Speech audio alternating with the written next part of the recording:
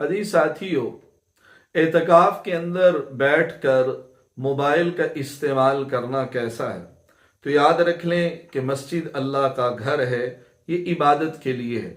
अगर फोन के ऊपर बंदा बैठा हुआ गेम खेल रहा है, फोन के ऊपर कभी किस दोस्त से गपशप लगा रहा है, कभी किससे लगा रहा है, या फोन के ऊपर बैठे हुए बाद लोग मैच देख रहे हैं या कोई लाइव जो है प्रोग्राम देख रहे हैं, तो याद रखें अजीज साथी, ये बहुत बड़ी कोताही की बात है और ये गुनाह की बात है। ऐसा नहीं करना चाहिए।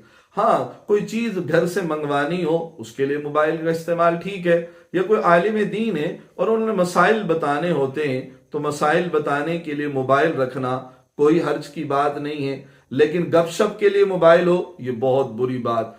एतकाफ तो अल्लाह से बातचीत करने के लिए है, अल्लाह से दिल लगाने के लिए। अब अगर एक आदमी ने मोबाइल लिया हुआ और वुजू कर रहा है, उसका फोन आ गया, अगर वहां उसने फोन एक लम्हे के लिए भी सुन लिया वुजू वाली जगह पर, तो अब उसका एतकाफ खत्म हो गया।